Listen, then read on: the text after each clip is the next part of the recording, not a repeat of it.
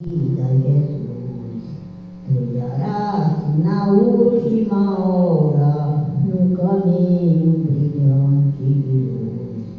Meu amigo, se tu tens a escolha, vida ou morte, qual vai aceitar?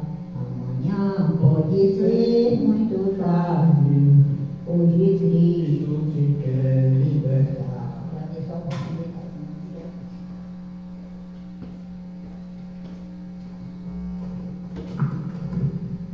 Amém.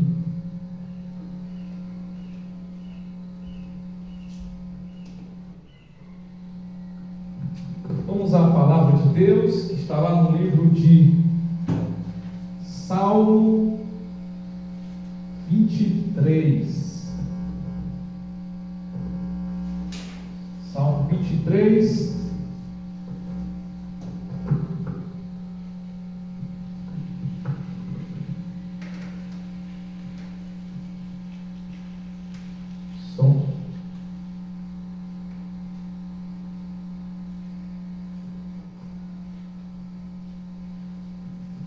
Salmo 23, que Deus fala que Davi, naquele momento ali, fala que Deus, o nosso pastor.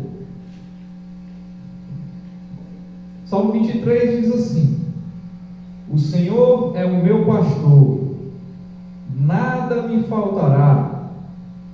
Ele me faz repousar em pastos verdejantes, leva-me para junto das águas de descanso, refrigera-me a alma, guia-me pelas veredas da justiça, por amor do seu nome. Ainda que eu ande pelo vale da sombra e da morte, não temerei mal algum, porque tu estás comigo. O teu bordão e o teu cajado me consolam. Preparas-me uma mesa na presença dos meus adversários. Unges a minha cabeça com óleo. O meu cálice transborda. Bondade e misericórdia certamente me seguirão todos os dias de minha vida, e habitarei na casa do Senhor para todo sempre. Amém? A mensagem de hoje fala de um salmo poderoso, um salmo qual Davi, creio eu, que deva ter escrito ali em um momento de muita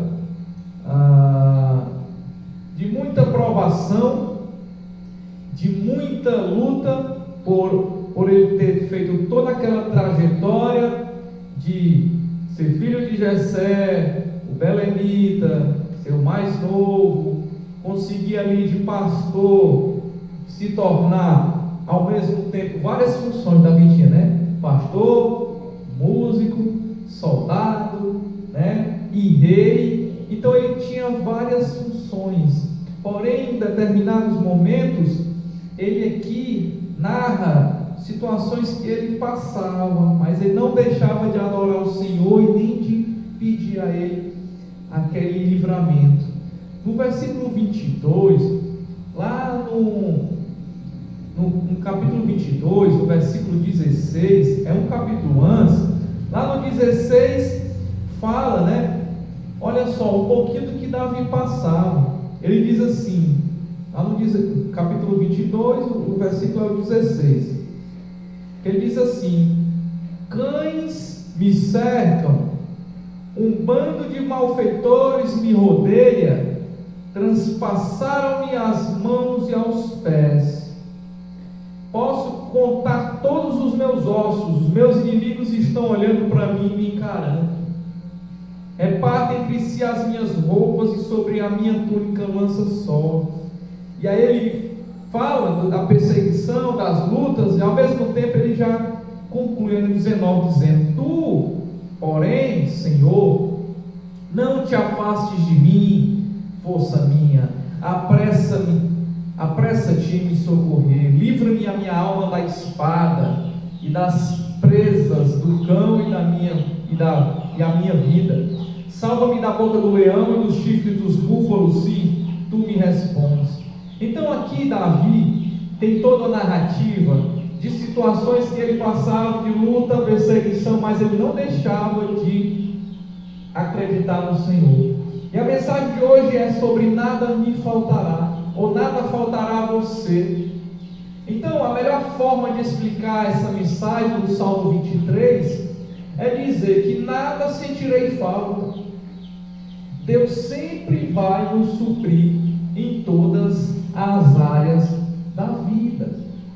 Nessa semana agora, a gente fica sabendo às vezes por noticiário. São muitos jornais aqui do estado do Ceará. Eu conheci essa pessoa, né? Ele esteve comigo no Ceará em 2014. O nome dele é Luiz Henrique. Ele era mais novo do que eu, acho que nem era mais novo do que eu, assim, era um ano só, se eu não me engano, era do mesmo ano que eu. O Luiz Henrique passou 3 anos no Ceará, e ele era uma promessa do Ceará, um atleta com brilho de porte físico, e aí ele com 30 parou de jogar em 2014, no mesmo ano que eu parei de jogar, né? E aí saiu um noticiário que ele se matou. Cara novo, 32 anos, 33 anos, se matar do nada. Um cara que tinha um futuro brilhante, um ex-atleta, campeão do Ceará. E aí veio a fazer isso. O que a mente humana faz. E quando eu vejo essa mensagem, nada sentirei falta, me faz lembrar de que muitos atletas, não só ele, quando para de jogar, que não sabe mais o que fazer da vida, não sabe o que procurar, o caminho andar, e aí faz tragédia, faz besteira, se mata. E o Luiz Henrique passou por isso. Eu até postei uma foto que eu tenho, né? A gente treinando no Ceará, ele lá atrás pulando nos treinos, e eu correndo aqui. Eu até postei meus sentimentos, o luto que eu tinha perante a isso, porque o Luiz Henrique, ele tinha sumido, não tinha mais rede social, não tinha nada, ninguém sabia nada sobre ele. E quando saiu a notícia, foi essa tragédia. Então, devemos estar sempre preparados para, caso a gente perca alguma coisa, caso você perca algo especial, algo que você gosta. No caso aqui do Luiz Henrique foi o futebol, né?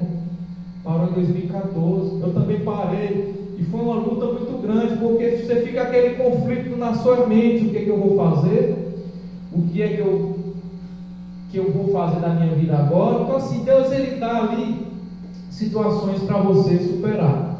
E a primeira coisa que entendemos aqui, quando falamos que nada me faltará, é na parte física, fisicamente.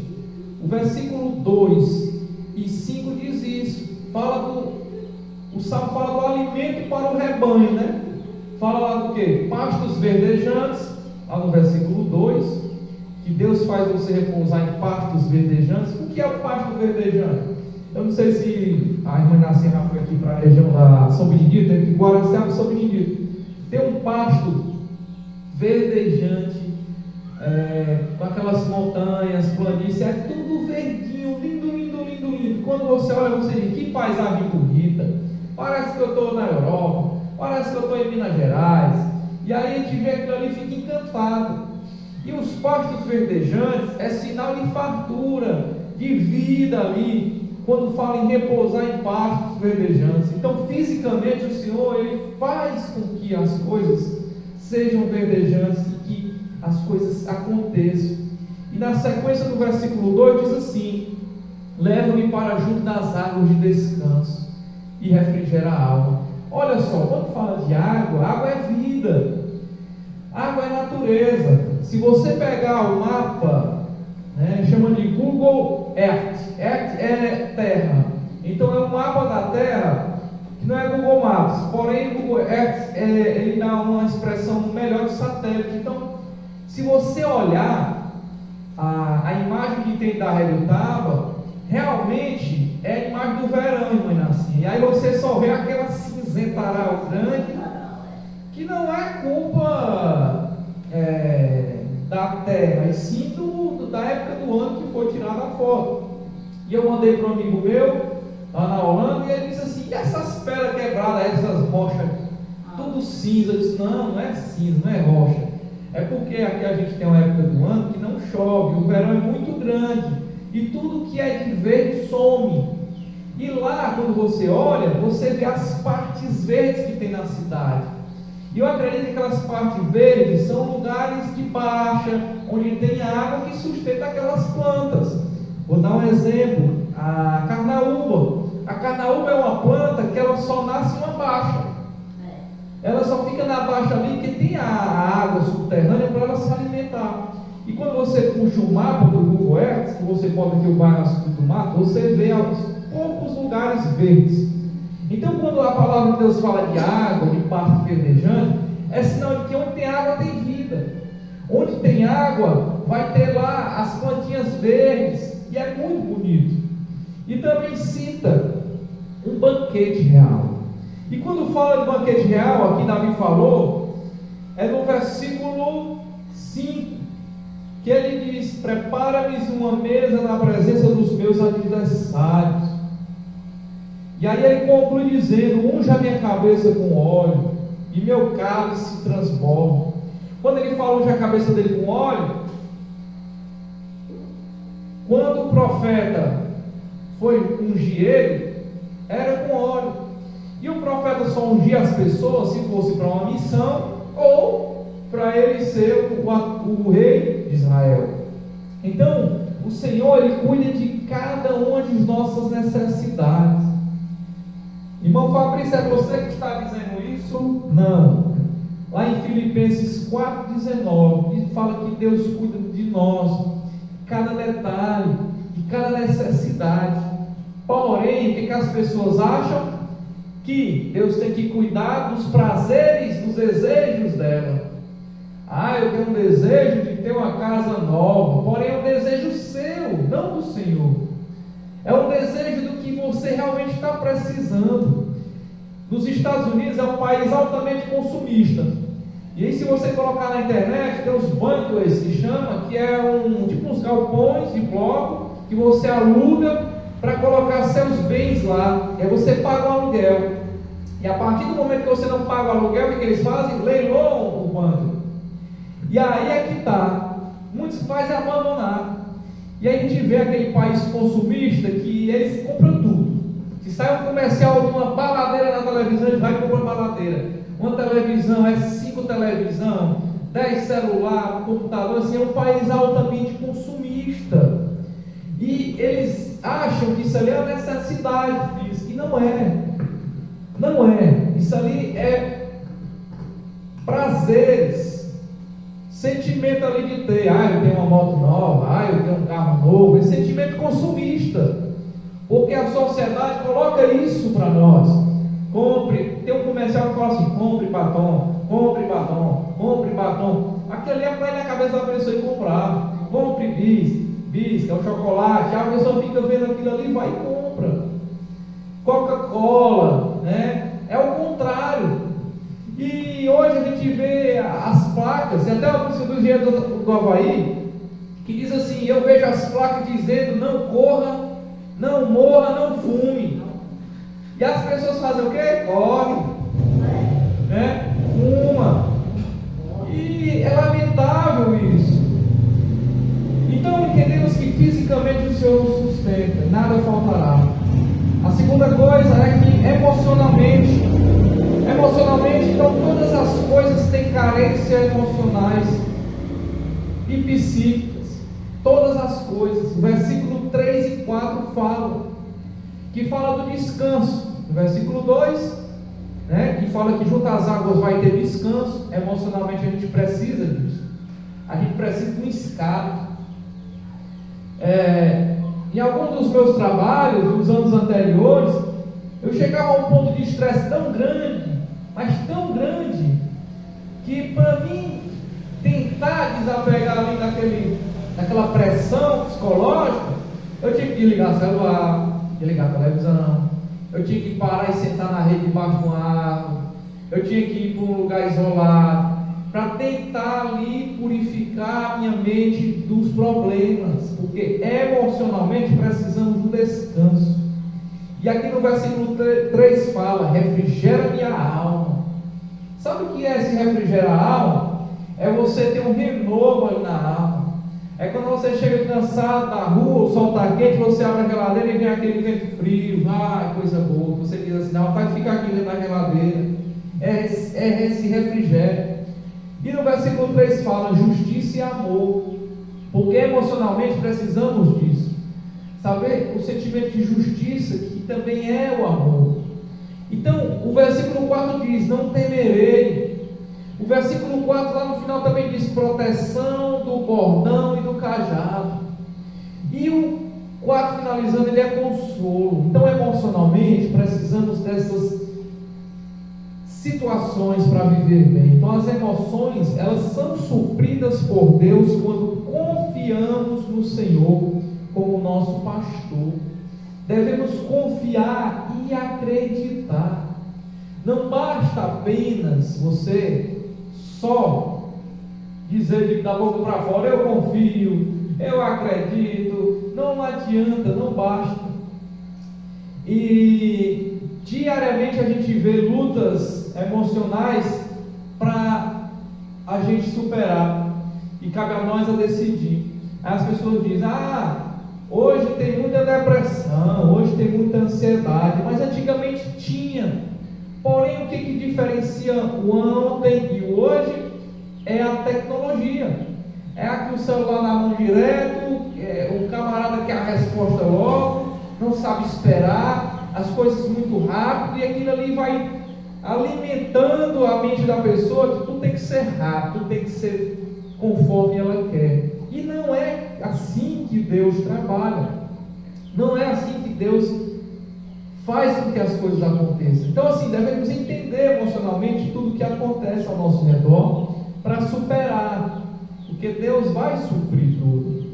E a terceira coisa que entendemos é que espiritualmente Ele vai também nos ajudar. A vida espiritual é contemplada pelo Deus de poder. Então, assim, quando fala no versículo 5, o óleo da unção, fala do profeta. Quando eu falo em ungir, quando a pessoa era ungida, ou era para uma missão muito importante, ou era para ser rei. Então, a unção e o óleo simboliza ali aquele sentimento e a sensação de que você está sendo abençoado por Deus.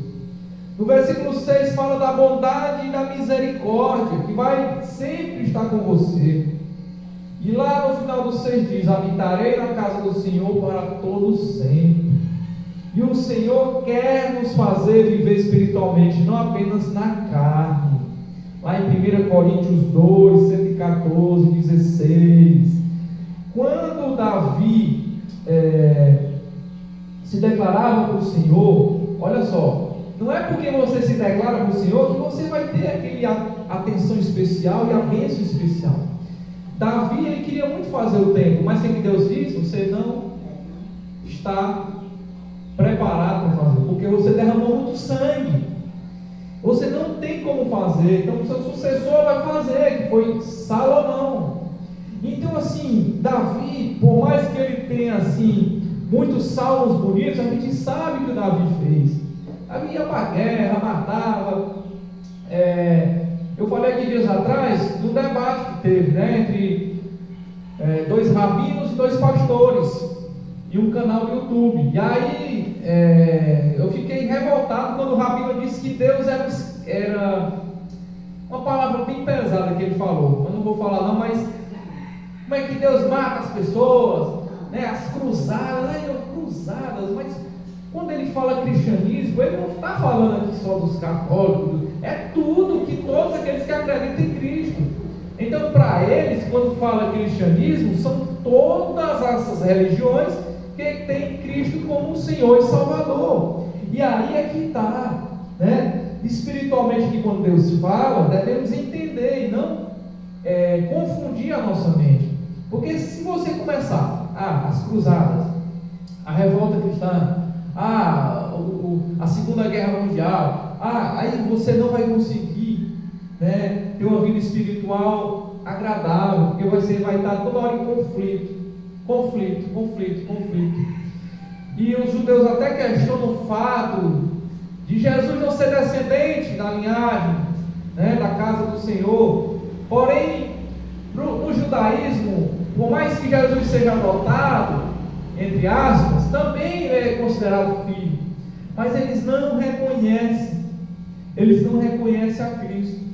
E aí Israel está passando por um momento muito dificultoso, e as pessoas aqui, os cristãos, vamos para Israel, aí bota a bandeira de Israel aqui na frente da igreja, mas eles não sabem que os judeus não gostam dos cristãos, eles não gostam, assim como não gostam dos muçulmanos, porque eles acham que eles são a religião perfeita.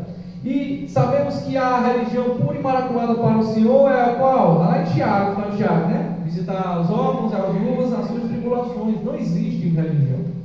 Acreditamos num Deus que veio à terra, que pagou o preço, morreu como cordeiro, e o véu foi rasgado. Quando falo o véu, foi de cima para baixo, mas assim, para mostrar que foi Deus. E detalhe, esse véu ficava ali por cima da Arca da Aliança.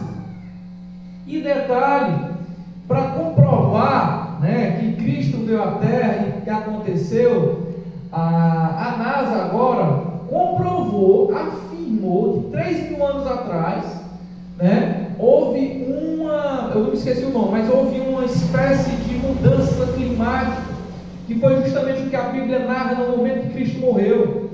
Então eles comprovaram que naquele dia houve sim algo sobrenatural que modificou a terra. Quando ele morreu ali, que o véu se partiu, a terra tremeu, houve terremoto e muita coisa. Então assim, até a ciência está chegando ao ponto de reconhecer que Cristo, ele sim é a verdade, é a vida.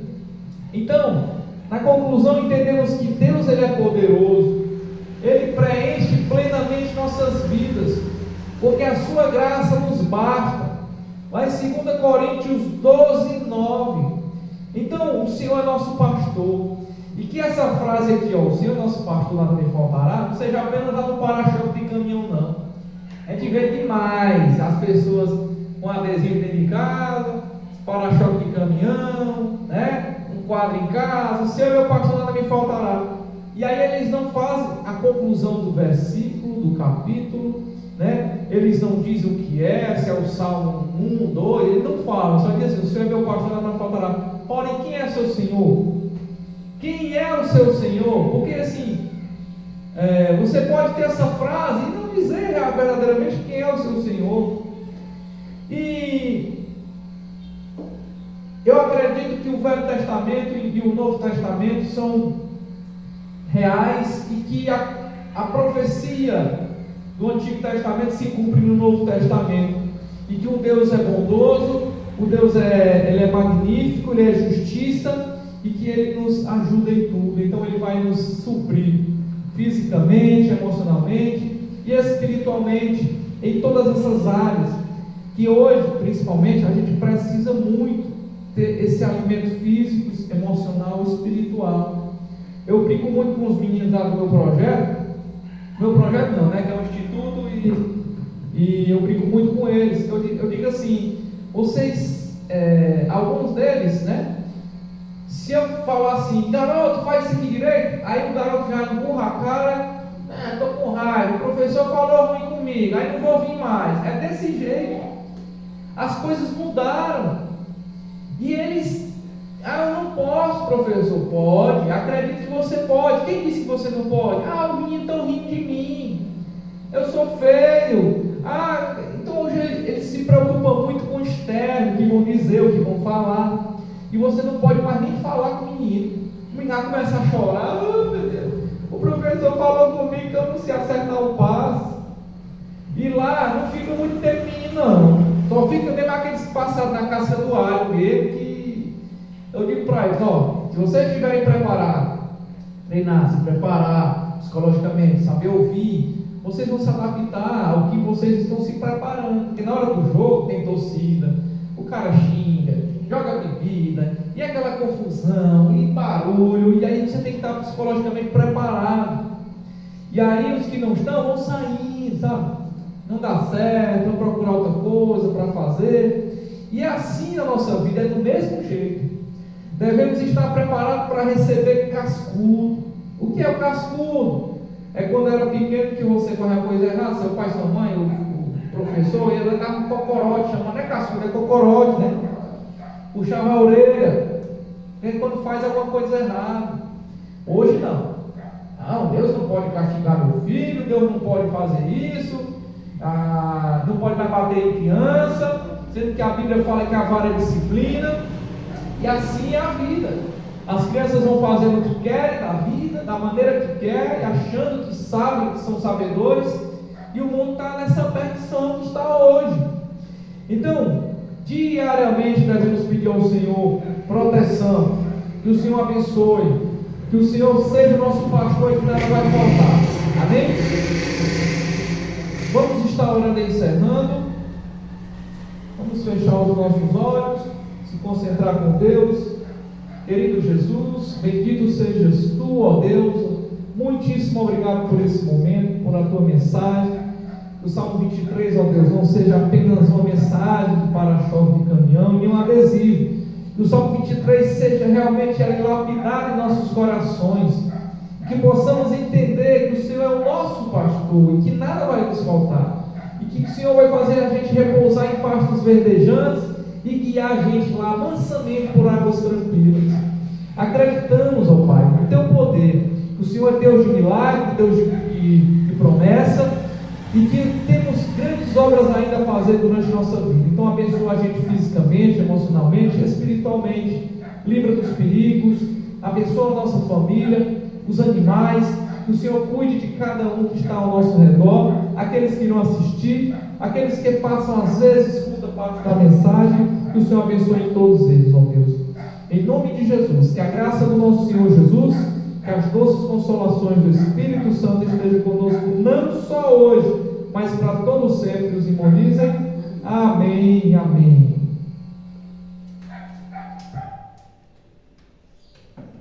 Irmã Nascente, deixa eu ligar aqui.